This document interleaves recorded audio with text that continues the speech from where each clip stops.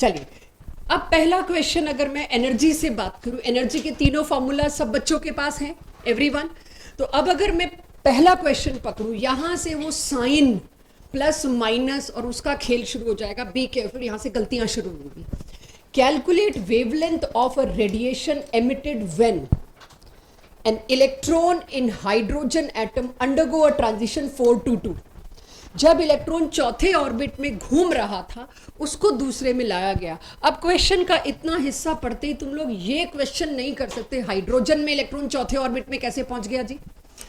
Hydrogen में चौथे orbit में इलेक्ट्रॉन कैसे पहुंचा होगा? उसको हमने जबरदस्ती फोटोन दिया, सनलाइट दी, व्हाइट लाइट दी, जो भी दी, उसकी वजह से उसने एनर्जी एब्जॉर्ब की। एनर्जी एब्जॉर्ब करना उसके लिए प्रेशर हो गया, और एनर्जी एब्जॉर्ब करके वो कहां पहुंच गया? फोर्थ ऑर्बिट पे।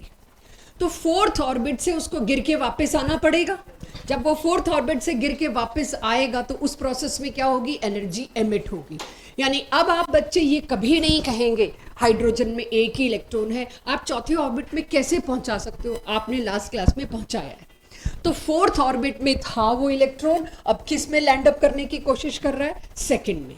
तो फोर्थ से जब सेकंड में वो गिरेगा, अब गिरेगा वर्ड को समझ पा रहे हो? चौथे से दूसरे में नीचे आएगा, गिरेगा, अंदर के ऑर्बिट में आएगा, तो उस वक्त कुछ एनर्जी एमिट होगी। ये लास्ट क्लास में करा के भेजा था। हायर से लोअर जब गिरता है तो एनर्जी एमिट होती है, लोअर से हायर। अब ये लोअर से हायर जब मैं शब्द बोलूंगी, यही कंफ्यूजन अब क्रिएट करना है, टारगेट यही है। लोअर इन एनर्जी नहीं बोला मैंने, हायर इन एनर्जी नहीं बोला, this is major confusion. Lower माने 1, नेक्स्ट हायर 2, 3, 4, 5, 6। ये 1, 2, 3 में जो हायर है वो मेरे लिए हायर ऑर्बिट है, 1, 2, 3 में जो लोअर है वो मेरे लिए लोअर ऑर्बिट है, और कोई एनर्जी के जुगाड़ से मैं नहीं बता रही। सो अब अगर एक हायर ऑर्बिट से लोअर ऑर्बिट पे इलेक्ट्रॉन गिरेगा, एनर्जी क्या करेगा बच्चों? एमिट।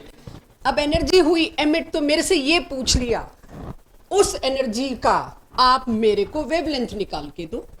तो मुद्दा सारा क्वेश्चन के कॉन्सेप्ट का क्या है?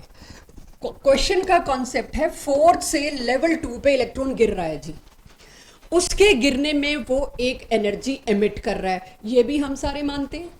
एनर्जी एमिट होगी तो in the form of packet, photon, जो भी कहिए, वो एनर्जी नहीं निकालने को कही, उस रेडिएशन की वेवलेंथ निकालने को कही।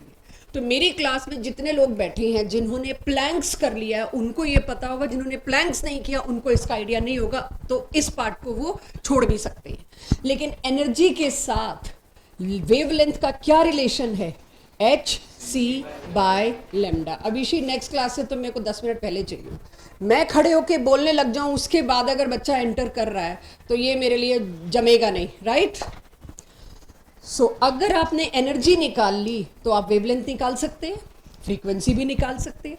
तो क्वेश्चन का पूरा ट्रैक क्या है? पहले तो निकालो कितनी एनर्जी। अब जब तुम एनर्जी चेंज निकालोगे तो तुम डेल्टा ई निकालोगे, एनर्जी निकालने के बाद निकालोगे फिर वेवलेंथ। तो इस बात को अब मैं पहले पूरा आपको समझा रही हूं, आप मेरे साथ साथ इसको नोट करना चाहें मोस्ट वेलकम। तो नाउ वेवलेंथ कैलकुलेट करनी थी कौन सी रेडिएशन की? जो चौथे से दूसरे पर जब गिरा इलेक्ट्रॉन, तो चौथे से दूसरे पर गिरने में जो रेडिएशन एमिट हुई उसकी वेवलेंथ चाहिए मेरे को। तो चेक, ये बहुत जरूरी है समझना। आगे के सारे न्यूमेरिकल का procedure only for school based question इतना लंबा करना है। ऑब्जेक्टिव का शॉर्टकट तीसरी चौथी स्लाइड पे आ रहा है, तड़ातड़। किसी ने नहीं देखना तुमने फॉर्मूला क्या पुट किया, उसका शॉर्टकट दूंगी, और वो हो जाना चाहिए 20-25 सेकंड के अंदर। लेकिन स्कूल में आया, सब्जेक्टिव में आया, तो हमें सब सजा के लिखना पड़ेगा। एंड दैट इज हायर से लोअर में गिर रहा है, तो हायर लोअर अब सबको याद रहेगा जब मेरे क्वेश्चंस में आएगा एवरीवन। तो जब हायर से लोअर में गिर रहा है तो एमिटेड, यानी मेरे को पहले ही पता है मेरे आंसर में जो एनर्जी आएगी वो कौन सी साइन में आएगी? नेगेटिव में। लास्ट क्लास में कहा था जब जब एनर्जी एमिट होगी उसके आगे नेगेटिव साइन होगा। नेगेटिव साइन का एक ही मतलब है, समथिंग इज एमिटेड, समथिंग माने एनर्जी, और पॉजिटिव साइन का मतलब है ये प्रोसेस एनर्जी मांग रही है सराउंडिंग से, तुम्हें देनी पड़ेगी। तो अब कैसे, कहां से कहां जा रहा है, इसका भी शॉर्टकट दूंगी। जब स्कूल में आएगा तो please avoid these 2 step, use तीसरा स्टेप, वो भी अब बता रही हूं तीसरा स्टेप कैसे आया। अब नेक्स्ट स्लाइड से आप इसको डायरेक्ट करेंगे। मान लीजिए मेरे को कहा गया है 4 से 2, तो फाइनल कौन सा है बच्चों? 2। इनिशियल कौन सा है? 4। तो मेरे को कैसे निकालना होता है? डेल्टा ई, ई फाइनल माइनस ई इनिशियल। तो ई फाइनल माइनस ई इनिशियल है। आप मेरे साथ जिनको नोट करना है कर सकते हैं, जिनको नहीं करना वो सुन सकते हैं, मैं वेट नहीं करूंगी इसके बाद। समझाने के बाद I jump to next question. तो समझना भी अच्छा है इसमें। तो शेल नंबर 2 की एनर्जी क्या होगी? मैंने लगा दिया वो जूल पर एटम वाला फॉर्मूला। 2.18 करना था, मैंने 21.8 कर दिया, बट 10 की पावर माइनस 19 कर दिया। आई होप वो आपके लिए इतना इशू ना रहे। आपको मैंने 2.18 इंटू 10 की पावर माइनस 18 याद कराया, लेकिन कई बार किसी जगह 21.8 आ जाए तो आप घबराए ना, वो 10 की पावर माइनस 19 में चला गया। नीचे फिर मैंने बदल दिया, ठीक है। This I can do, you should also be able to check this कि ये क्या हो रहा है। सो सेकेंड ऑर्बिट की एनर्जी मेरे पास आ गई। ऐसे ही कोई मेरे से फोर्थ ऑर्बिट की पूछेगा तो नीचे 4 स्क्वायर ही तो करना है, कर सकती हूँ नीचे 4 स्क्वायर फोर्थ ऑर्बिट की एनर्जी में। तो मेरे पास डेल्टा ई क्या होगा? Final minus initial. कहाँ जाके गिरा था? सेकेंड ऑर्बिट पे। कहाँ से शुरू हुआ था?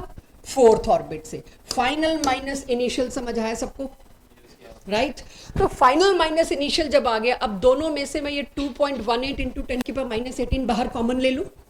तो जब मैंने बाहर कॉमन ले लिया, और ध्यान दीजिए मैंने माइनस कॉमन नहीं लिया, मैंने बाहर माइनस कॉमन नहीं लिया।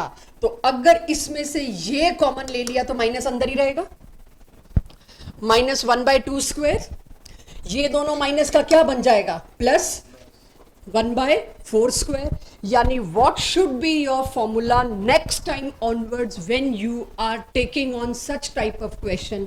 Formula should be this. किसी भी एक लेवल से दूसरे लेवल पे जब इलेक्ट्रॉन गिर रहा है या जंप कर रहा है कुछ भी, तो आपका फॉर्मूला क्या होगा? 2. डेल्टा ई का 2.18 इंटू 10 की पावर माइनस 18 1/इनिशियल स्क्वायर माइनस फाइनल स्क्वायर। क्योंकि बाहर का माइनस में अंदर ले गई तो अंदर पलट गया। Confusion number 1, a permanent confusion अक्सर जो बच्चों में देखा गया। आप कहते हो delta E is final minus initial, और यहां के फॉर्मूले में इनिशियल माइनस फाइनल क्यों कर रखा है? क्योंकि बाहर का नेगेटिव हटाया तो अंदर ब्रैकेट का मैथमेटिकली उल्टा हो गया।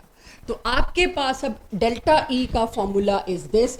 ये फॉर्मूला सबके पास होना चाहिए for attempting DPP 6A and specially 6B।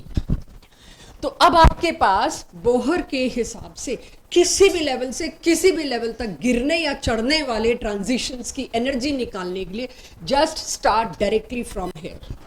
तो क्या ये फॉर्मूला सबके पास है? 2.18 इंटू 10 की पावर माइनस 18 ब्रैकेट में 1/n initial square minus n 1/n final square. ये सभी लोग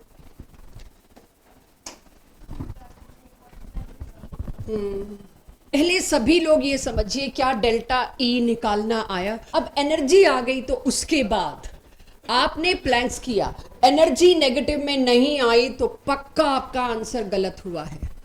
एनीथिंग आदित्य? सो एनर्जी यहां पर माइनस में आई एवरीवन। इससे मुझे पता चलता है एनर्जी इज इवॉल्व्ड और कोई सिग्निफिकेंस नहीं है यहां पे माइनस का। एनर्जी नेगेटिव में नहीं होती, सिर्फ नेगेटिव टेल्स मी दैट ये ट्रांजिशन पक्का ऊपर से नीचे गिरने का था, इतनी एनर्जी इवॉल्व हुई। तो उसके बाद फिर मैं इसके नेगेटिव साइन को भूल जाऊंगी, राइट? जब मैं इसके नेगेटिव साइन को भूल जाऊंगी और आगे मुझे पता है क्या करना है मेरे को, energy from Planck, what is energy? hc/λ। h और c की वैल्यू मैंने वैसे भी रटा दी थी आपको क्या होती है, आप वो पुट कर आके इसका लैम्डा निकालेंगे। यहां बताइए 10 की पावर -7 ठीक लिखा है मैंने कैलकुलेट करके, मैं वेट कर रही हूँ। 9 लिखूं कि 6 लिखूं? चलो जनता कह रही है तो मैंने 4.9 लिख दिया, गलती हुई तो तुम जिम्मेदार हो, मैं नहीं। डन? आगे चलूं तो ये सिर्फ डेल्टा ई का एक फॉर्मूला जो लास्ट क्लास में बात हो चुकी थी बट मुझे एक बार और करनी थी तो इस बहाने से मैंने की।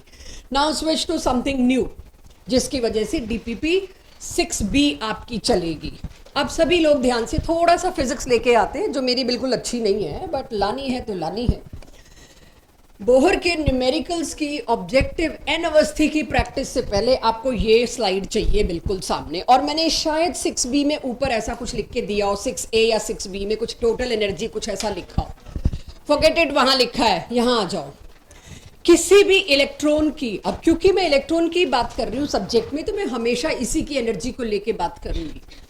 टोटल एनर्जी किसी भी इलेक्ट्रॉन की दो मेजर एनर्जीज के कंट्रीब्यूशन की वजह से होती है, one is kinetic energy, other is potential energy. अब काइनेटिक एनर्जी का फॉर्मूला सबको पता है, हाफ mv², लेकिन पोटेंशियल एनर्जी का मुझे नहीं पता, आपको पता है कि नहीं। अगर मैं आपसे अपनी या आपकी पोटेंशियल एनर्जी के बारे में बात करूं तो आप कहते हो अर्थ के सेंटर से कितना डिस्टेंस है वो डिसाइड करता है पोटेंशियल एनर्जी क्या होगी। इलेक्ट्रॉन के केस में ऐसा नहीं है। किसी चार्ज स्पीशीज के केस में पोटेंशियल एनर्जी, अच्छा अर्थ के सेंटर से क्यों, gravitation, potential energy is due to force which is attracting me and जिसको आप ग्रेविटी कहते हैं। तो इलेक्ट्रॉन का फोर्स ऑफ अट्रैक्शन कौन है, जिसकी वजह से वो टिका हुआ है एक sir, electrostatic force of attraction. Electrostatic force of attraction किन दो चीजों के बीच होता है, पॉजिटिव चार्ज और नेगेटिव चार्ज। यहाँ पॉजिटिव चार्ज कौन लिए हुआ है, न्यूक्लियस, नेगेटिव चार्ज किसका है, दोनों के चार्ज का मैग्नीट्यूड तो बराबर है, नंबर की बात मैं नहीं कर रही, मैग्नीट्यूड तो बराबर है, मैं साइन की बात भी नहीं कर रही। दोनों के चार्ज का मैग्नीट्यूड क्या है, 1.6 इंटू 10 की पावर -19 कूलम। अब जब कोई मेरे से इलेक्ट्रॉन की पोटेंशियल एनर्जी की बात करेगा तो उसके लिए कोई ग्रेविटी थोड़ी लग रही है, उसके लिए ये वाला force of attraction, right. Electron का चार्ज क्या है, E नेगेटिव, प्रोटॉन का चार्ज क्या है, P पे पॉजिटिव, लेकिन मैग्नीट्यूड दोनों का बराबर है। So potential energy is given by दोनों का चार्ज मल्टीप्लाई करना होता है। तो दोनों का जब चार्ज मेरे को मल्टीप्लाई करना है तो क्या मैं E इंटू ई लिख दूं, क्योंकि दोनों का चार्ज तो सेम ही है, बस मैग्नीट्यूड सेम है, मेरे को चार्ज पॉजिटिव नेगेटिव डायरेक्शन की बात नहीं करनी। तो चार्ज वैसे क्या होता है पोटेंशियल एनर्जी का formula, Q1 into Q2 divided by distance जो उनको सेपरेट कर रहा है। अब यहां पर Q1 क्या है, न्यूक्लियस का चार्ज। अब बोहर का फॉर्मूला पढ़ते पढ़ते, थ्योरी पढ़ते पढ़ते आपको इतना तो पता चल गया, मैं लिथियम प्लस और हीलियम प्लस और लिथियम 2+ भी ला सकती हूँ सीन में। वहां तो प्रोटॉन ज्यादा होंगे, हीलियम में कितने प्रोटॉन होंगे, 2, लिथियम में कितने प्रोटॉन होंगे, 3। तो उसके लिए क्या किया हमने, पढ़ते वक्त यहां Z से मल्टीप्लाई कर दिया, क्योंकि ये हिस्सा जो है किसका चार्ज है, प्रोटॉन का। कितने प्रोटॉन है वो अपने आप you will take care. Hydrogen के केस में क्या हो जाएगा, ये तो 1 हो जाएगा, E²/r, हाँ या ना। लेकिन अगर यही हीलियम का केस होता,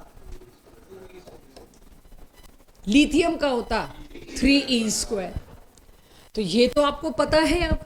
अब इसको मैं यूज करूंगी और एनिवर्सिटी इसी को एक्सप्लॉइट करेगी बुक। तो अब मुझे पता चल गया potential energy is minus, potential energy का साइन नेगेटिव में आएगा, ये भी बता दूं, होगा कोई लॉजिक, थोड़ी देर में पता चल जाएगा। Z into E², now you know the role of Z। अब तो Z का रोल पता चल गया, और जो मैंने ऊपर लिखा वो बहुत जरूरी होगा आपके लिए। जिस दिन ये चैप्टर खत्म होगा उसके अगले दिन इसका होगा सब्जेक्टिव टेस्ट, सब्जेक्टिव मतलब थोड़ा सा राइटिंग स्किल।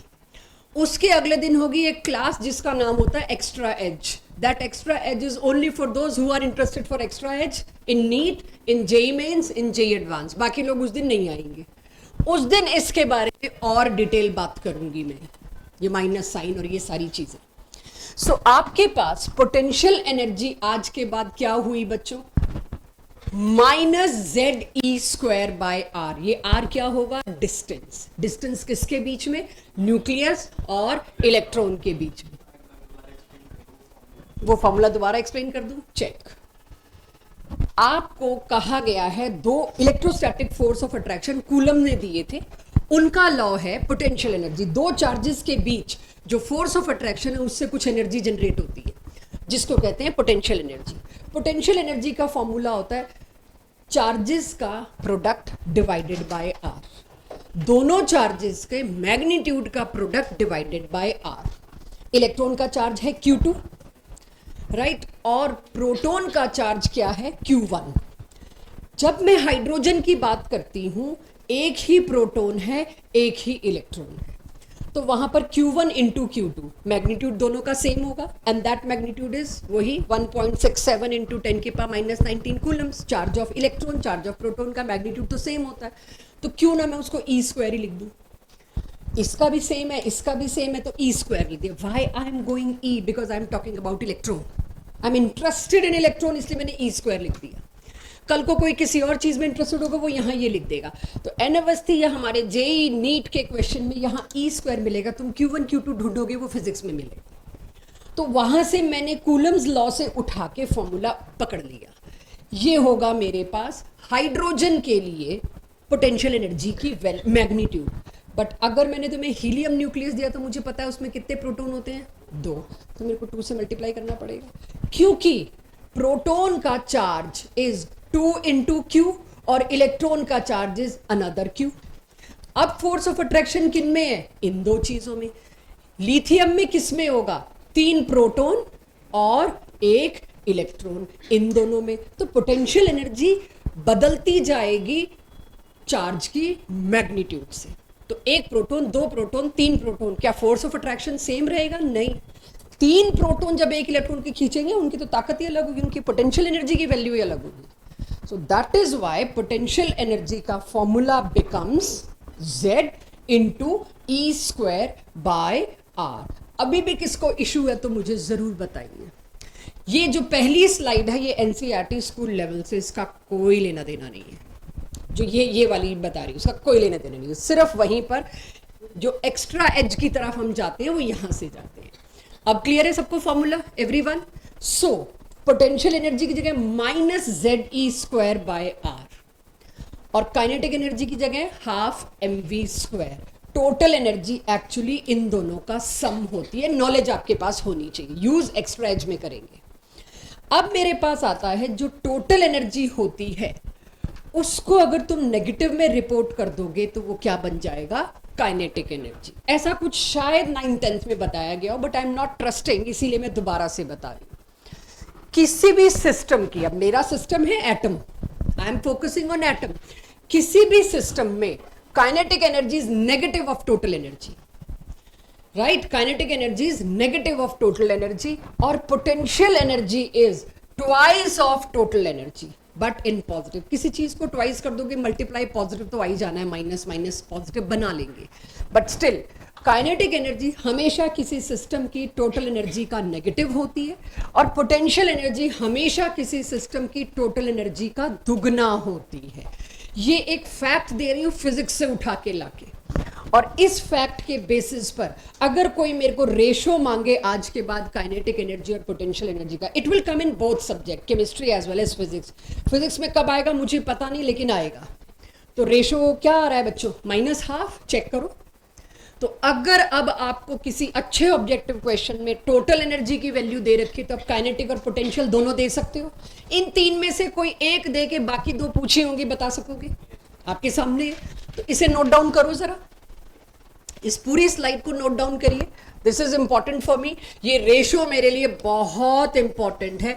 अगर आपके पास ये डिटेल है, क्वेश्चन में 15 से 20 सेकंड लगेंगे, नहीं है तो 2 से 2.5 मिनट। जी, राइट कॉर्नर पे मैंने लिखा है कि फिजिक्स में से, जहां से मैं कूलम्स लॉ से इलेक्ट्रोस्टैटिक फोर्स ऑफ अट्रैक्शन की वजह से लगने वाला पोटेंशियल एनर्जी का फॉर्मूला लाई हूं, वो ये फॉर्मूला है। ऐसे बनता है कि कल को तुम ये बच्चे इस लायक हो कि मैं ऐसे ही पूछ लूं, सोडियम के इस वाले इलेक्ट्रॉन की पोटेंशियल एनर्जी बताओ, तो तुमको पता होना चाहिए सोडियम के न्यूक्लियस में कितने प्रोटॉन हैं। ये Z माने एटॉमिक नंबर 11, और 1 प्रोटॉन का चार्ज कितना, तो 11 इंटू दिस तो कर पाओ, और ऐसे क्वेश्चन दूंगी, तभी ये फॉर्मूला पकड़ में आएगा। ठीक है, Z is nuclear charge, E is electron का charge divided by R, R is distance between nucleus and electron. So यानी कि अगर मेरे पास एनर्जी ऑफ इलेक्ट्रॉन का तुमने फॉर्मूला बोहर का चिपका दिया, फॉर्मूले से हमने टेस्ट में सुना, फुल मार्क्स भी बहुत लोगों ने ले लिए, और डीपीपी के भी काफी क्वेश्चन हो गए। मेरे को अब तक यही नहीं पता वो एनर्जी टोटल थी, पोटेंशियल थी कि काइनेटिक थी।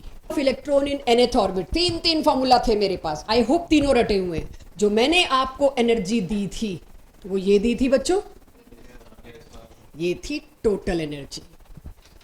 ये क्या थी? Total energy. इसी का डबल कर दूंगी तो क्या हो जाएगा? Potential energy. इसी का पॉजिटिव कर दूंगी तो क्या हो जाएगा? Kinetic energy. भरो अपनी कॉपी में ये टेबल हर यूनिट में। आई एम कमिंग, क्योंकि जितना तुम ये लिखोगे उतना मेरा टॉपिक तैयार होगा। ये सब कुछ अभी जो KEP चल रहा है ये सिर्फ और सिर्फ कंपटीशन के लिए चल रहा है। NCERT वाले बच्चे सुन लें, किसी को दिक्कत हो तो डाउट बताने में आपको अच्छा लगेगा। बट और जो बोहर ने फॉर्मूला दिया वो किस चीज का था बच्चों? टोटल एनर्जी का। तो कोई कंफ्यूज करना चाहे, यानी टोटल एनर्जी तो मैंने रटा रखी है आपको 3 ऑर्बिट की। 3 ऑर्बिट तक कोई पूछे तो तुमको पेन नहीं उठाना है। I make sure this. Pen उठा के किया तो फिर तुम वो 2-2.5 मिनट वाले बच्चों, जो कि फिर तो पेपर छूटेगा। 2-2.5 मिनट में जो इस क्वेश्चन को करेगा उसका पेपर पूरा नहीं हो सकता। और हमें तो केमिस्ट्री के 1 घंटे में 25 क्वेश्चन जो करने होते हैं उसका टारगेट होता है 35 मिनट्स। 35 मिनट्स में अगर केमिस्ट्री के 25 क्वेश्चन होंगे तभी आप फिजिक्स, मैथ्स या बायो में वो टाइम दे पाओगे, क्योंकि maths is all about solving. ठीक है, सो अब उसकी जरा झलक देखते हैं कि कैसे कोई एक क्वेश्चन को करता है longer method and shorter method. School आए तो स्टेप्स, स्कूल में नहीं आए तो फिर कैसे? ओरली। तो सबसे पहले मैं आपको कहूं, आप लोगों के सामने वो फॉर्मूला वाला पन्ना नहीं होना चाहिए। अगर फॉर्मूले वाला पन्ना नहीं है, मान लीजिए जेई का क्वेश्चन है जहां कोई नहीं देख रहा मैंने क्या किया है, सिर्फ मेरे को सही आंसर चूज करना है। Calculate first excitation energy of an electron in hydrogen atom. बताओ, पहली एक्साइटेशन एनर्जी। पहली एक्साइटेशन एनर्जी का मतलब क्या है? बस second orbit, first to second orbit.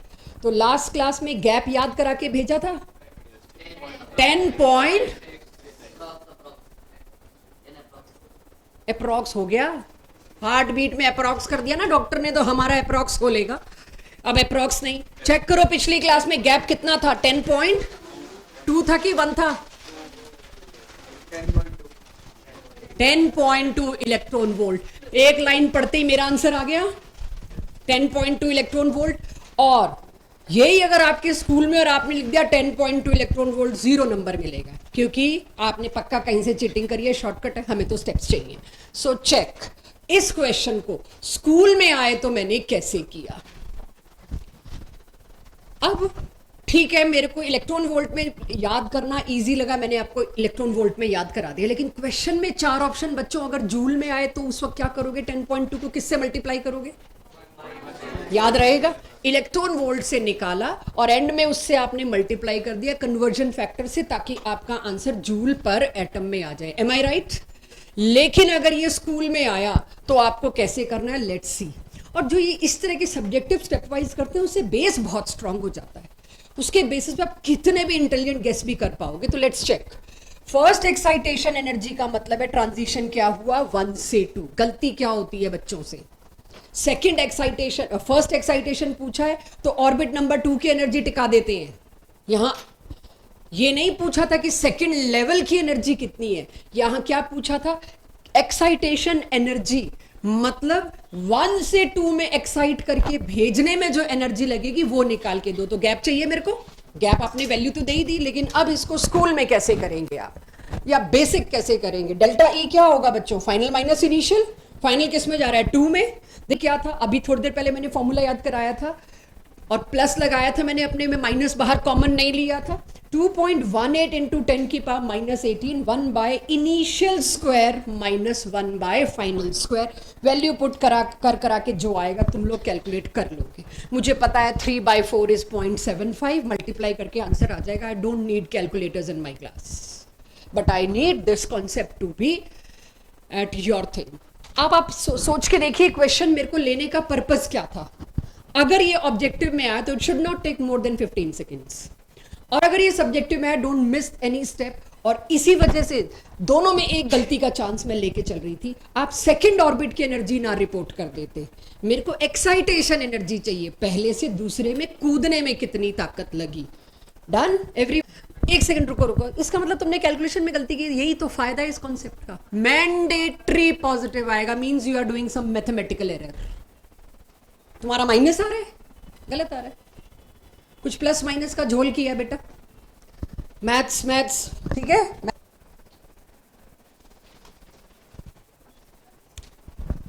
Question समझो, सॉल्व बाद में करेंगे। अगर किसी इलेक्ट्रॉन की हाइड्रोजन में किसी भी एक्साइटेड स्टेट में आयोनाइजेशन एनर्जी है, लास्ट क्लास सुनो इस क्वेश्चन का मतलब, फिर सेकंड्स गिनेंगे। मुझे नहीं पता इलेक्ट्रॉन कौन सी स्टेट में, किसी ने मेरे से पूछा कौन सी एक्साइटेड है, क्वेश्चन उसी से तो बन रहा है, वही तो है। मुझे नहीं पता किस स्टेट में, उस स्टेट में ionization energy of hydrogen in some excited state, I don't know which excited state, in some excited state hydrogen की आयोनाइजेशन एनर्जी थी इतनी। लास्ट क्लास क्या था आयोनाइजेशन एनर्जी? किसी एटम में, और किसी एटम तो यहां तो हाइड्रोजन ही है, उसके उस एक इलेक्ट्रॉन को टोटली बाहर इंफिनिटी तक निकाल देने में कितनी एनर्जी लगेगी, यही है आयोनाइजेशन एनर्जी। पहले ऑर्बिट की एनर्जी क्या होती है युवराज? हाइड्रोजन में first orbit energy -13.6 electron volt. तो अगर पहले ऑर्बिट में इलेक्ट्रॉन रह रहा है तो कितनी एनर्जी देनी पड़ेगी? +13.6 इलेक्ट्रॉन वोल्ट। सब लोग मेरे साथ रहना, बहुत इंपॉर्टेंट कॉन्सेप्ट है। जितनी उसकी टोटल एनर्जी थी उतनी ही देनी पड़ेगी निकल बाहर। सेकेंड ऑर्बिट की एनर्जी क्या थी? चेक करो कॉपी में, -3.4। तो -13.6 में से आप 3.4 सब्ट्रैक्ट कर देते तो क्या आता आपके पास? 10 अगर उस ऑर्बिट की एनर्जी 10.2 होती तो उसमें से इलेक्ट्रॉन निकालने के लिए मैच ही तो करना था, 10.2 दे दो, निकाल बाहर करो। तीसरे ऑर्बिट की एनर्जी कोई बताए मेरे को? तीसरे ऑर्बिट में इलेक्ट्रॉन रह रहा होता, उसकी एनर्जी थी -1.5। उसमें से अगर इलेक्ट्रॉन निकालना है तो क्या देना पड़ेगा? +1.5। चौथे की 0. अगर मेरे को चौथे की याद होती 0.85। क्वेश्चन किल्ड था यहां, किल्ड। सॉल्व क्यों करना था? ये तो चौथा ऑर्बिट है। आगे क्या पूछा है इसमें? खैर anyways, what will be the energy of photon emitted when it return back to ground state? मेरे को सिर्फ ये चाहिए था ये कौन सी स्टेट है। पहले तो बताओ आप लोग, अगर याद हो तो फायदा है ना। -13.1, दूसरे की कितनी थी? 3 पॉइंट समथिंग, फिर 1.5, फिर चौथा कितना? चलो नहीं भी याद, मैं इतना नहीं याद रख सकता या रख सकती। अब आते हैं क्वेश्चन पे। क्वेश्चन क्या कह रहा है, पहले मैं आपको क्वेश्चन समझाती हूं। क्वेश्चन कह रहा है एक एटम में, हाइड्रोजन के एटम में इलेक्ट्रॉन किसी एक्साइटेड स्टेट पे बैठा हुआ है, मुझे नहीं पता किस पे। That can be n=2, n=3, 4, 5, 6, मुझे अंदाजा नहीं, लेकिन मुझे इतना बताया गया जब वो ग्राउंड स्टेट पर लौटा, जब वो ग्राउंड स्टेट यानी पहले ऑर्बिट पे लौटा, उस वक्त उसने कितनी एनर्जी एमिट करी वो बताओ। ऐसा ही कुछ है। What will be the energy? मुझे डेल्टा ई बताओ। तो भाई डेल्टा ई तो मैं तब बताऊंगी ना जब आप मेरे को ई फाइनल और ई इनिशियल दोगे। उन्होंने क्या दिया तो है, ढंग से पढ़ो क्वेश्चन। तो ढंग से पढ़ते ही पता चल गया फाइनली तो कहां जा रहा है, n=1 पे। तो ई फाइनल तो मेरे को पता चल गया जी 1, और इनिशियल कहां से जा रहा है अब वो समस्या। ठीक है वो मैं निकलवा चुकी हूं, इसलिए मेरे को जवाब मत दो। लेकिन आप फंसे, आपको याद नहीं है तो कैसे निकालोगे वो भी तो सीखना पड़ेगा। जरूरी थोड़ी है कि सब कुछ याद हो। उस दिन भूल गई मैं, क्या प्रॉब्लम है? आयोनाइजेशन एनर्जी होती है जिस ऑर्बिट में इलेक्ट्रॉन है उसका टोटल एनर्जी का नेगेटिव कर दो, मतलब उसकी एनर्जी थी अगर -13.6 तो उसको माइनस कर दो, मतलब उतनी ही देनी पड़ेगी। यही पहले मैंने आपको प्रैक्टिस कराई, और अगर आपको ना समझ आए तो मैं दोबारा भी करा दूंगी, कोई दिक्कत नहीं है। जितनी ऑर्बिट की एनर्जी है नेगेटिव में उतनी ही देनी पड़ती है उसको बाहर निकालने में। तो -13.6 की जगह क्या देनी पड़ेगी? +13.6 किक आउट। सो आयोनाइजेशन एनर्जी क्या है? इतनी। अब मेरे को दे रखा है एक ऐसा ऑर्बिट में इलेक्ट्रॉन रह रहा है जिसकी एनर्जी आपने देखी क्वेश्चन में दे रखी है। उसको कितनी देनी पड़ रही है मेरे को देनी पड़ रही है 0.85 इलेक्ट्रॉन वोल्ट, ताकि निकल बाहर। ओके तो एक्साइटेड स्टेट की energy is given to me in the question that is -0.85। वो प्लस में दिया क्योंकि वो क्या है? Ionization energy. निकालने के लिए इतनी चाहिए, जितनी निकालने के लिए चाहिए ऑर्बिट की एनर्जी भी उतनी होती, बस आगे लगा दो माइनस। तो अगर ऑर्बिट की एनर्जी यही है मुझे अब समझ में आ गया, ये है इनिशियल स्टेट जहां एक्साइटेड स्टेट में रह रहा था इलेक्ट्रॉन, यहां उसको गिरना है, कह सकती हूं। डेल्टा ई आ गया यहीं से, डेल्टा ई कितना है, -12.75 इलेक्ट्रॉन वोल्ट। इसको अभी जूल्स में कन्वर्ट करना मेरी क्लास को आता है, इंटू 1.6 करके आ गई एनर्जी। वो तो चलो मैंने ऐसे ही लिख दिया, क्यों लिखा बताती हूं। लेकिन क्या यहां पर जो एनर्जी आएगी वही मेरा आंसर है। अब अगला एक और स्कूल टीचर को लगा, अरे यार 4 नंबर का क्वेश्चन देना है, इस पे कैसे दे दूं सेकंड पार्ट, उस फोटोन की वेवलेंथ भी निकाल दो। निकाल दोगे अगर ऐसा कुछ दिया। Otherwise question energy of photon पे लैंड हुआ। ये क्वेश्चन कितना भी समझ आ गया हो मेरे प्रेशर में, please do each and every step in your copy. ये एक बार में आने वाली चीज है नहीं, बहुत संभालनी पड़ती है। एक एक बात को समझ के अपनी कॉपी में लिखिए। इसलिए लिखा कि अगर इस क्वेश्चन का सेकंड पार्ट भी होता, जब तक तो एनर्जी पूछिए तब तक तो बात खत्म, और इलेक्ट्रॉन वोल्ट में मेरी जान भी छूट रही है। लेकिन अगर इसी का सेकंड पार्ट होता कि आप वेवलेंथ भी निकालो उस फोटोन की जो एमिट हुआ है, तो आपके लिए अगेन एक कॉम्प्लिकेशन था। पहले तो एनर्जी तुम लिखते माइनस, अब तो खैर माइनस हटा दूंगी, -12.75 इलेक्ट्रॉन वोल्ट। तो आपको फोर्स करते हैं हम जिस चीज से आप तंग होते हो उस पे। तो एग्जामिनेशन का पर्पस क्या होता है, जहां आप छोड़ देते हो वहां से आपको चेक करना। तो कोई भी एग्जामिनेशन पेपर जब भी बनता है, ये सोच के बनता है हमें पिरामिड बनाना है। पिरामिड में ऊपर कौन पहुंचते हैं, बहुत कम लोग, ज्यादातर लोग नीचे वाली लेयर पे होते हैं। तो पिरामिड इस हिसाब से बनता है कि यहां तक तो 40% बच्चा पहुंच जाएगा, लेकिन मेरे को ऊपर सिर्फ 10% चाहिए, तो उसके लिए सेकंड पार्ट आ गया। यहां तक हम थक लेंगे। तो इसको पहले तुम्हें जूल में कन्वर्ट करना पड़ेगा, क्योंकि एच और लेमडा दोनों एसआई यूनिट में होंगे। तो मैंने एक आपको और एक्सटेंशन दे दिया क्वेश्चन का, ठीक है। चलो आगे एवरीवन। अब ये कंठस्थ, कंठस्थ का मतलब क्या होता है, गले में कहते हैं ना कंठस्थ होनी चाहिए, पूछे और निकले। बच्चों को कंठस्थ कहाँ, बच्चों को बोलते हैं ऑन टिप्स। ये टिप्स पे रखा होना चाहिए कि कॉपी को छुआ और निकल गई ये वैल्यूज। तो मेरे लिए तो कंठस्थ, क्योंकि मेरे को बोलना है, आपके लिए this should be on tips. Check, ये तो सबकी टिप्स पे है ही। अगर ये है ना आपके पास, बहुत कहीं नहीं जाता आपका। चौथे लेवल की एनर्जी, आज बात हुई 0.85, याददाश्त का बहुत फायदा होगा। तो वो जो भी बादाम खिलाए माँ बाप ने वो यूज करो अब, ठीक है, बादाम अखरोट जो भी वो यूज करो और ये याददाश्त रहेगी। क्या इसमें वो गैप का टेपर होना वो सब कुछ दिख रहा है। चलिए कुछ सवालों के जवाब दीजिए, मैं देखूं बोहर। मुझे ये बताइए, लेवल नंबर 3 से 2 पे गिरेगा। देखो लंबा क्वेश्चन है, ध्यान से सुनना, मैं कुछ लिख नहीं रही। If electron is falling from level number 3 to 2 and in other case falling from 4 to 3, क्या दोनों की एनर्जी बराबर होगी? नहीं होगी। किसकी ज्यादा? आगे बैठने वाला गलती अफोर्ड नहीं कर सकता, कान में सबसे पहले आती है। फिर से क्वेश्चन, 4 से 3 गए तो एनर्जी ज्यादा एमिट होगी कि 3 से 4 गए?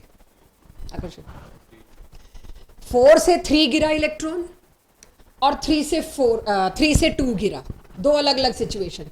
4 से 3 या 3 से 2, किस में एनर्जी एमिटेड विल बी ज्यादा? 3 से 2। इतनी बार पूछ लो तो तुम गलती करते ही नहीं हो।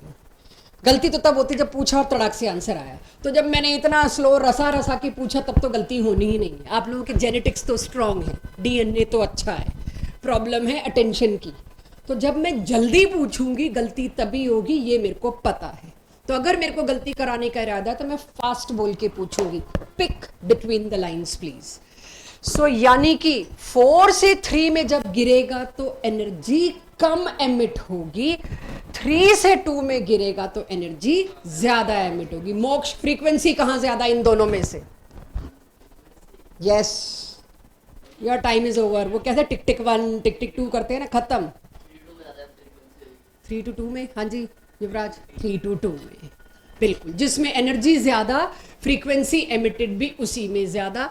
पूछेंगे वेवलेंथ, क्योंकि सीधा सा था, एनर्जी ज्यादा फ्रीक्वेंसी ज्यादा, सब कर लेंगे। नहीं नहीं, जिसमें एनर्जी ज्यादा उसमें फ्रीक्वेंसी कम। सही बोल रही हूँ? क्या पूछेंगे?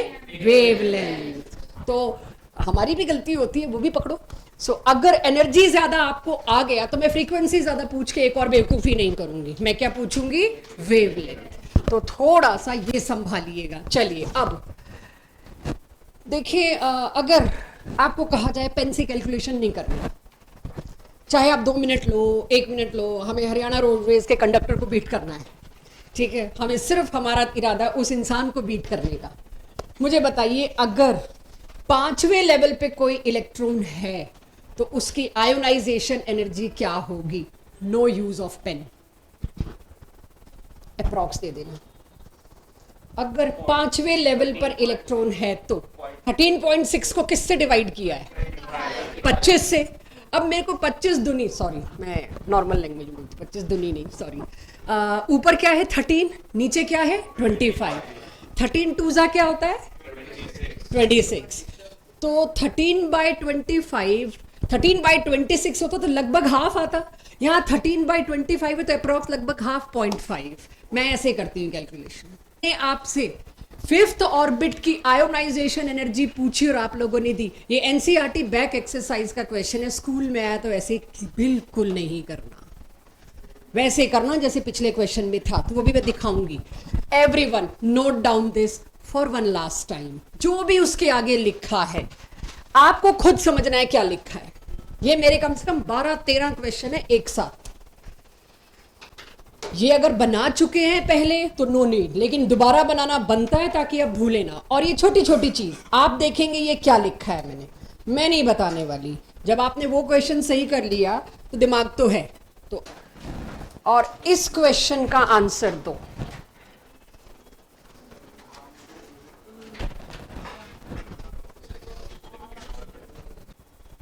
फर्स्ट से सेकंड इतने ही सेकंड लगने चाहिए। पढ़ा और आंसर आया। अगर इसको सेकंड्स में दे रहे हो, मैंने तो ठीक ठाक तैयार करके भेजा, 4 दिन में भूल गए तो गलती तुम्हारी। ये है प्रॉपर जेईई नीट के क्वेश्चन, बस मैंने ऑप्शन नहीं दिया।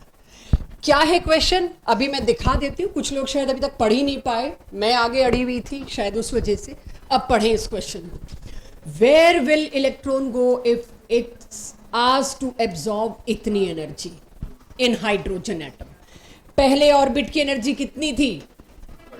-13.6 इलेक्ट्रॉन वोल्ट।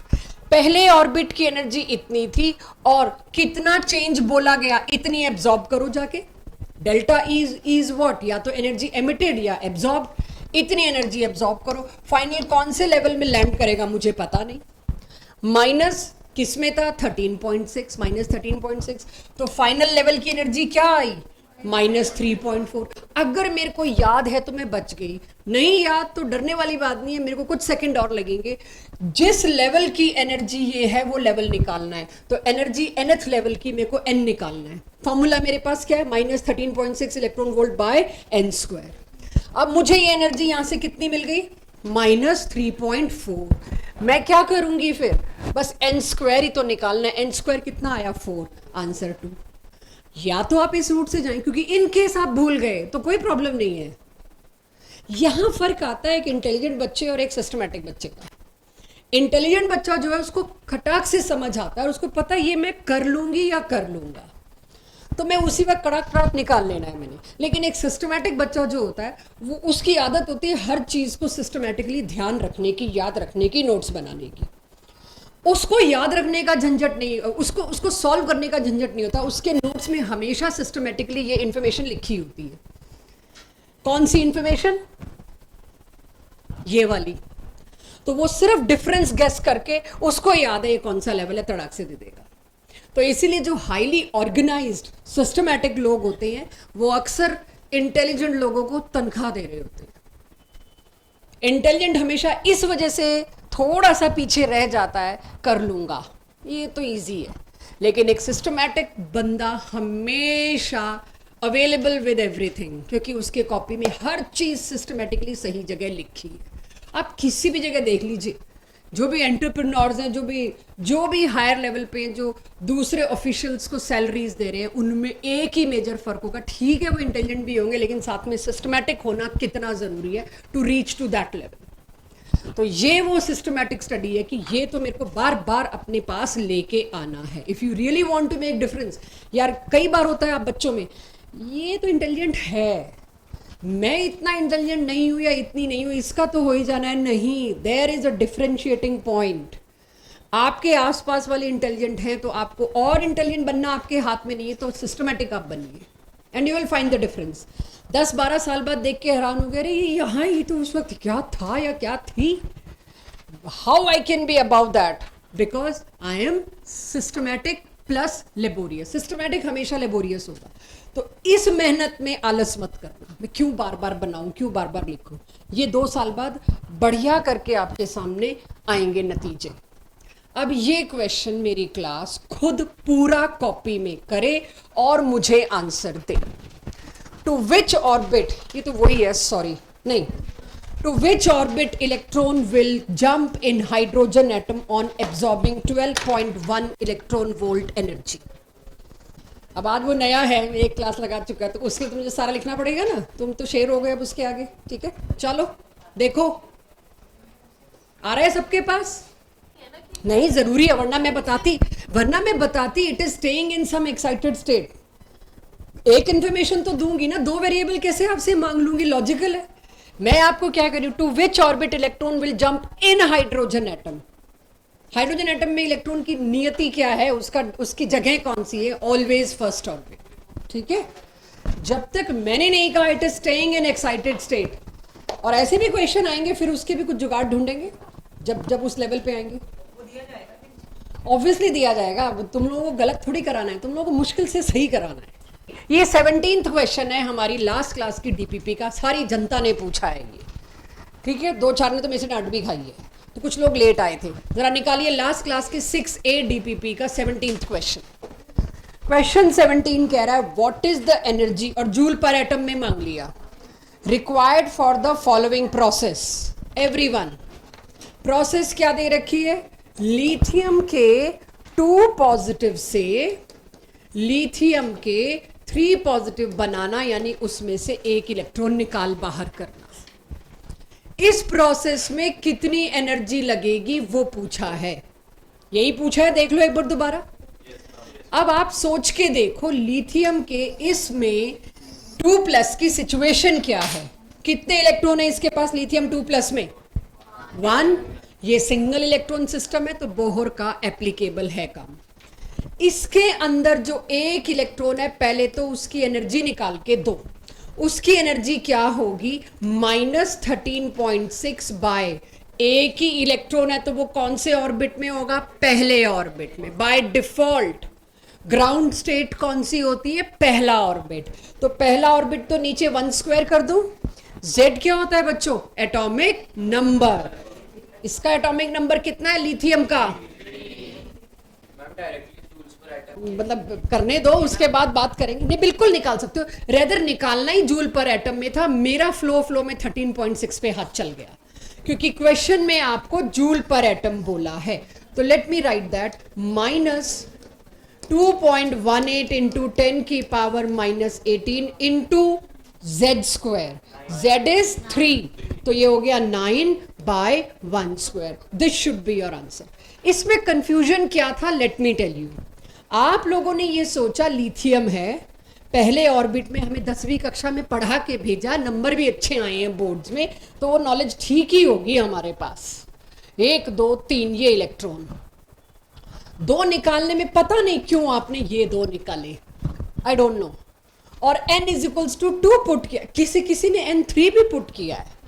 तो यार 10th तक की साइंस तो जी लो, पहले ऑर्बिट में 2, दूसरे ऑर्बिट में 8 भर सकते हैं। बट आपको अभी ये पता भी नहीं था, तो ये गलती होना बनता भी था। नहीं बनता तो मैं क्लैरिटी भी कैसे दे पाती।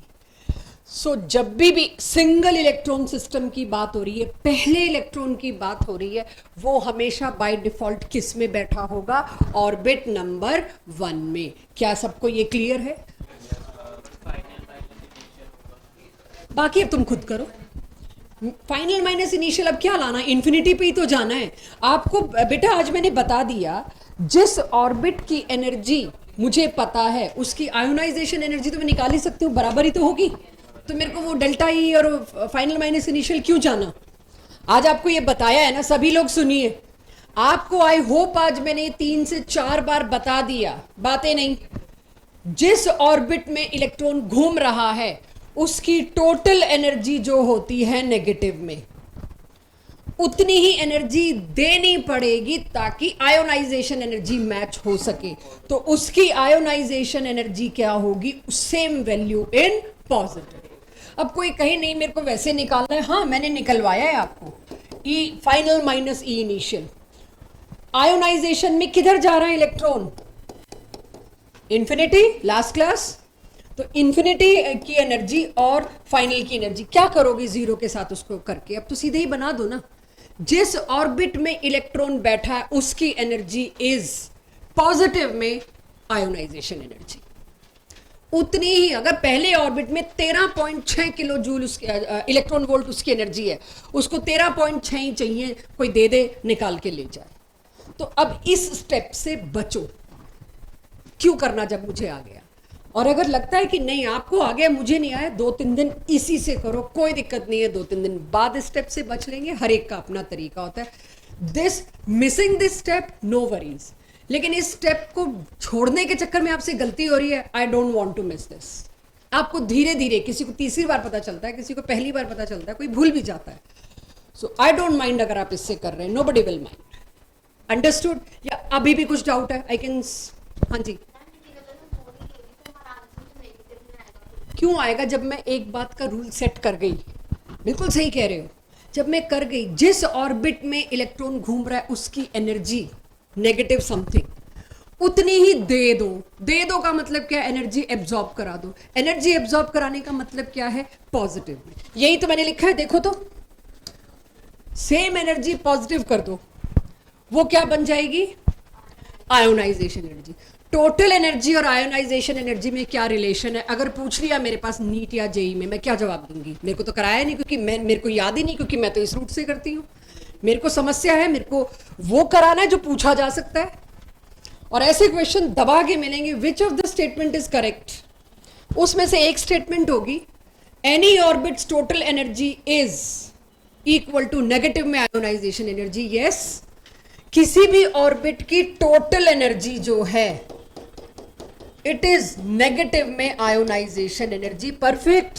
कैसे तुम उस स्टेटमेंट को करेक्ट करोगे? जब तक उसके बारे में 10 बार बात नहीं हो रखी होगी, 2 बार गलती नहीं करा रखी होगी। बोहर की अगली सक्सेस क्या थी? नेक्स्ट फॉर्मूला क्या था? आपने देखा रेडियस की बात शुरू में हुई है, उन्होंने रेडियस भी ऑर्बिट का दे डाला। अब तो तुमने नोट करना और मेरे सवालों के जवाब देने हैं फटाफट वाले। करो फॉर्मूला नोट और उसका इजीएस्ट वर्जन नोट करो, फिर मैं बात करती हूं। यहां तक नोट करिए जहां मैंने रेड लाइन बनाई है।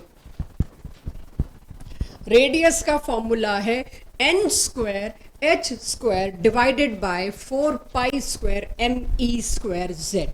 एक एक सिंबल का मतलब लास्ट क्लास में बताया जा चुका है। जब मुझे 4 की वैल्यू 4 पता है, पाई स्क्वायर पता है, मास ऑफ इलेक्ट्रॉन पता है, चार्ज ऑफ इलेक्ट्रॉन पता है, प्लैंक्स कांस्टेंट पता है, सबको सॉर्ट करके मैंने नीचे लिख दिया फॉर्मूला 0.529 एंगस्ट्रॉम। एंगस्ट्रॉम मतलब 10 की पावर -10। जितना दूर जाते जाओगे रेडियस तो बढ़ेगा ही। रेडियस से इनवर्सली प्रोपोर्शनल साइज कैसे हो सकता है? Inversely proportional to the distance. आप ये देखिए, पहले ऑर्बिट, ये न्यूक्लियस है, पहले ऑर्बिट का रेडियस कम होगा, दूसरे का ज्यादा होगा, तीसरे का और ज्यादा, चौथे का और ज्यादा। एन स्क्वायर नीचे कैसे आ सकता था? वेरी ऑब्वियस, रेडियस में एन स्क्वायर के तो डायरेक्टली प्रोपोर्शनल, लेकिन z के इनवर्सली प्रोपोर्शनल है। एक बात सोचना, इस फॉर्मूले से बाहर निकलते हैं, थोड़ा वैसे ही लॉजिक लगाते हैं। और वो क्या? ये न्यूक्लियस है, इसमें एक प्रोटॉन है बच्चों। प्रोटॉन क्या कर रहा है? खींच रहा है किसको? इलेक्ट्रॉन को। इलेक्ट्रॉन इधर है, ये पहला ऑर्बिट, मोक्ष इधर ही, ये पहला ऑर्बिट, ये न्यूक्लियस खींच रहा है और फिक्स कर दिया इसने यहां। अगर मेरी मुट्ठी न्यूक्लियस में 2 प्रोटॉन आ जाएंगे, ज्यादा खींचेगा? तो हाइड्रोजन का पहला ऑर्बिट, आई होप सभी मेरे हाथों को देख रहे हो, हाइड्रोजन का पहला ऑर्बिट अगर यहां था, हीलियम का कहां होगा? और पास। लिथियम का और पास। जैसे जैसे हैवी एटम्स में जाते जाओगे पहले ऑर्बिट का रेडियस कम होता जाएगा। किधर आ गए? अभी तो हम मल्टी इलेक्ट्रॉन सिस्टम तो शुरू ही नहीं किया, अभी तो यूनी इलेक्ट्रॉन है, सिंगल इलेक्ट्रॉन।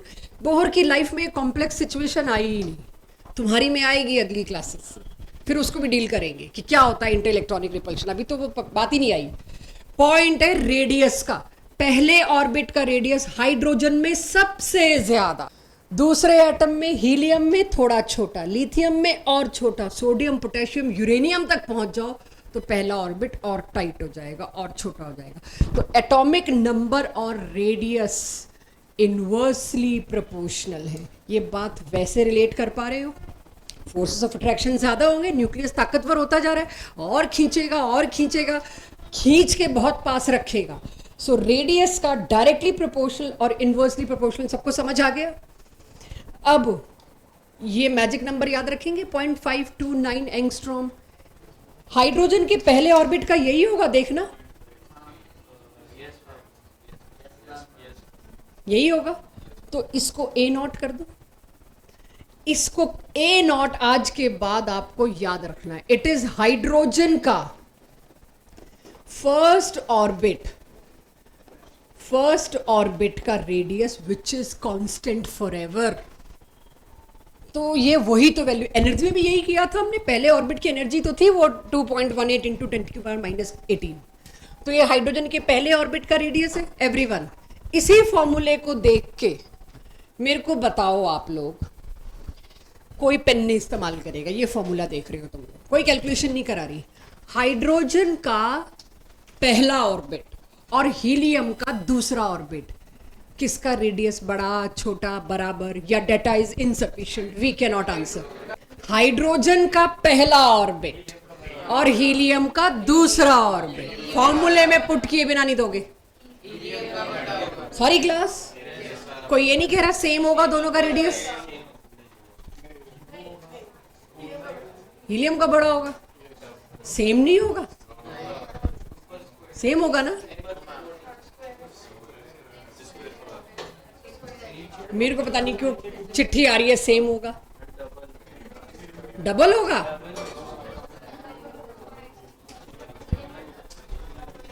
मैंने रेडियस हाइड्रोजन के कौन से ऑर्बिट का बोला? यही गलती कर गई।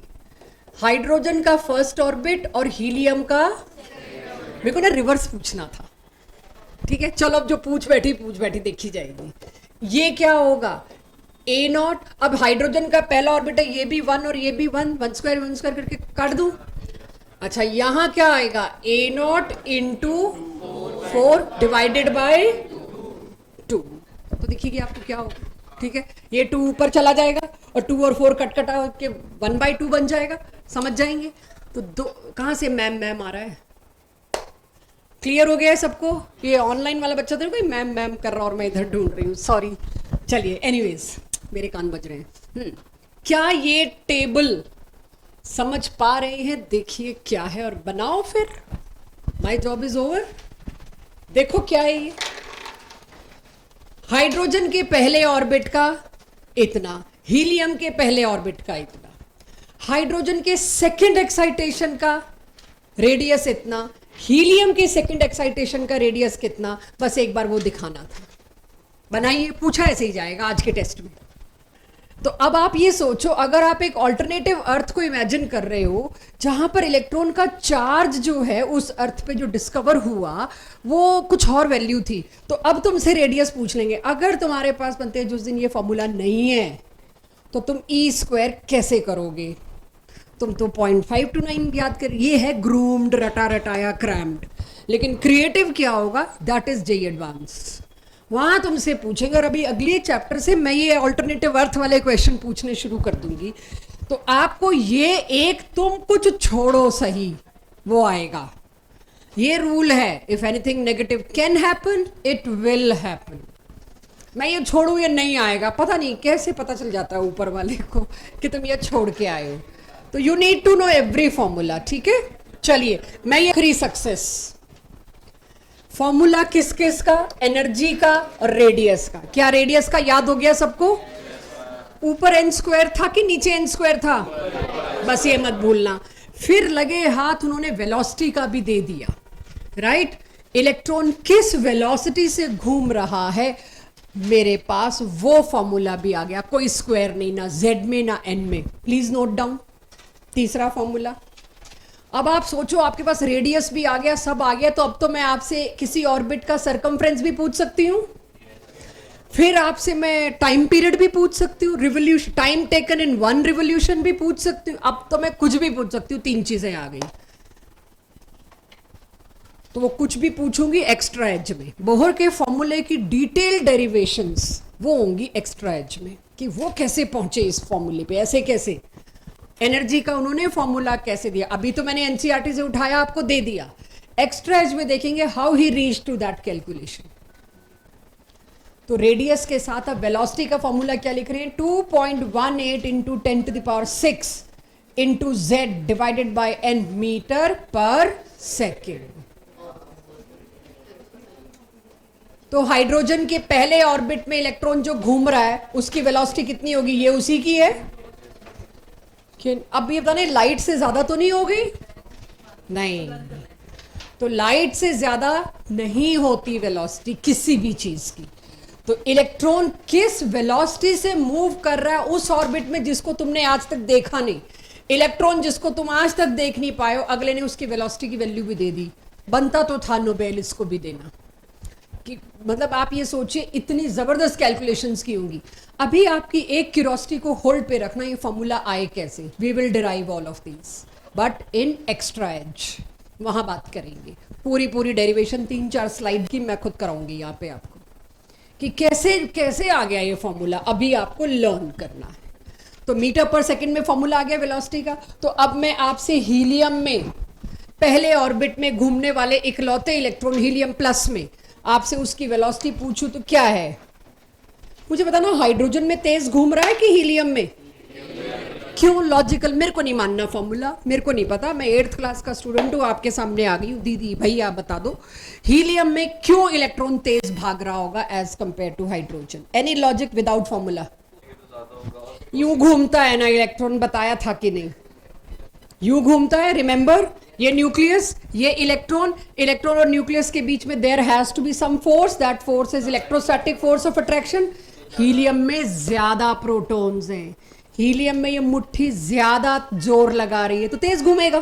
तुम हमेशा ये सोचो, बिना खास कॉम्प्लिकेशन के क्या मैं अपने आप को कन्विंस कर सकती हूँ इस कॉन्सेप्ट के लिए? यस, तब समझो आ गया। तो आप सोच के देखिए, ना होता वेलोसिटी का फॉर्मूला और मुझे किसी को समझाना है तो मेरे को तब असली सोचना पड़ेगा। That is scientific aptitude in real life, कि जब न्यूक्लियस के पास ताकत ज्यादा है तो फोर्स ऑफ अट्रैक्शन ज्यादा है। फोर्स ऑफ अट्रैक्शन सेंट्रीपिटल ज्यादा है, वो तो सेंट्रीपिटल अब हम यूज कर सकते हैं, 8th क्लास की बात नहीं कर रही। तो तेज घूमेगा क्योंकि फोर्स ज्यादा है, दैट्स इट। ठीक है, तो इस तरह से थोड़ा सा सोचोगे तो आप रियल लाइफ में चारों तरफ इन चीजों को लगा पाओगे। मैम आया फिर से कहीं से? हाँ जी। एक्स्ट्रा एज वाली क्लास में अब सब बताऊंगी, डर जाओगे अगर अभी तो बेटा उन कॉन्स्टेंट्स को भी खोलना है। पता नहीं आपने एप्सिलॉन नॉट कहीं देखा है कि नहीं, कांस्टेंट ऑफ परमिटिविटी वगैरह एनोवस्टी में है ना, बस वो भी मेरे पास भी आएगा एक्स्ट्रा एज में। तो अभी नहीं, पहले हम बेसिक करेंगे, उसके बाद हर चैप्टर में ऐसा ही होगा, एक class always dedicated to extra edge. So अब सरकमफ्रेंस पूछोगे, निकाल दोगे? वो जो रेडियस का फॉर्मूला है उसको 2 पाई से मल्टीप्लाई कर दो, आ गया सरकमफ्रेंस। ये होमवर्क होगा, ये 2 फॉर्मूले निकाल के लाना तुम्हारा काम होगा। ये है क्लास 9th का काम, क्लास 9th का बच्चा ये कर सकता है। वेलोसिटी का फॉर्मूला पुट करोगे, सरकमफ्रेंस का पुट करोगे, जो कट आ रहा है काट के यहां लाओगे, वो होगा नंबर ऑफ रिवोल्यूशंस पर सेकेंड। तो ये अब छोटी छोटी चीजें आपके हाथ। क्वेश्चन तो हम अब बिना नोटिस के कभी भी पूछ लेंगे, ठीक है? So finally if I want to conclude this complete Bohr and finish it, तो मेरे को बोहर की सक्सेस को जरा लिस्ट करना है। सिर्फ कंक्लूड करना है, लिस्ट बनानी है बोहर की क्या सक्सेस थी। और अगर स्कूल में 2 नंबर का आया तो लिस्ट पूरी करनी है। तो बोहर की पहली सक्सेस एनर्जी को क्वांटाइज्ड वे में बताना थी। तो बोहर की पहली सक्सेस क्या थी बच्चों? That energy is quantized, electron की एनर्जी क्वांटाइज्ड, जिससे वो बच गया उस रदरफोर्ड वाले लिमिटेशन से कि एटम कैनॉट कोलैप्स, एटम तो में इलेक्ट्रॉन तो घूमता रहेगा. So this is my last slide for today. Bohr की सक्सेस, बोहर के की पॉइंट्स क्या थे? पहला की पॉइंट, एनर्जी इज क्वांटाइज्ड. दूसरा की पॉइंट जो अब बता रही हूं, जो क्लास 10th 9th में बताया हुआ है लेकिन मैं अब बता रही हूं. पहले आप फर्स्ट पॉइंट को लिस्ट कर लो, एनर्जी इज क्वांटाइज्ड. बोहर ने एक और चीज बताई, कैसे मत पूछना मुझसे. बोहर ने बताया किसी भी ऑर्बिट में मैक्सिमम कितने इलेक्ट्रॉन एकोमोडेट हो सकते हैं, that was given by 2n². पहले ऑर्बिट में कितने? 1 into n², दैट इज 2. तो यहां लिख लेना, दैट इज तीसरे ऑर्बिट में कितने इलेक्ट्रॉन्स होंगे? 18. पांचवें ऑर्बिट में 50. छठे ऑर्बिट में, तो 6th ऑर्बिट के बाद मेरा पीरियड टेबल खत्म हो जाएगा, बचेगा ही नहीं. तो हमारी इलेक्ट्रॉनिक कॉन्फ़िगरेशन जो है वो 6th ऑर्बिट तक जाएगी. 7th को छुएंगे ऐसी बात नहीं है, 7th पूरा नहीं भर पाएंगे. तो अगला चैप्टर है ही इस पे, इलेक्ट्रॉनिक कॉन्फ़िगरेशन पीरियोडिक टेबल पे. तो 7th ऑर्बिट जस्ट स्टार्ट होगा और हमारी डिस्कवर्ड एलिमेंट्स खत्म हो जाएंगे. 7th हम पूरा नहीं भर पाएंगे. बाइंडिंग एनर्जी नहीं बोला मैंने, न्यूक्लियस में पावर ज्यादा है खींचने की, फोर्स ऑफ अट्रैक्शन ज्यादा है. फोर्स ऑफ अट्रैक्शन ज्यादा से स्पीड बढ़ेगी. And everyone energy of electron in an atom is less than free electron. Why I have written this less than free electron? क्या कोई दिमाग लगा के बता सकता है जो ये पूछ रहा है? क्योंकि हमने फ्री इलेक्ट्रॉन की एनर्जी जीरो बताई, तो ये हमेशा नेगेटिव में जा रही है 10 से 5. सिंपल, क्योंकि बोहर ने एनर्जी को नेगेटिव में एक्सप्रेस किया तो मेरे को लिखना पड़ेगा ना, नेगेटिव लेस देन जीरो, इसीलिए बोला गया. ठीक है, नेगेटिव का मतलब आप लोग जानते हैं क्या जुगाड़ था. चलिए, third point, as orbit number increases gap in energy decreases. पिचकते जाते हैं जैसे जैसे मैं न्यूक्लियस से दूर जाऊं ऑर्बिट्स. ठीक है. Fourth, if energy is to be if electron is to be removed from one orbit, energy required is equal to its total energy. ये तो पहली स्लाइड से लगी पड़ी हूं मैं इस बात पे. That's all about today's class. Bohr closed. अगली क्लास में हम स्पेक्ट्रम एक्सप्लेन करेंगे.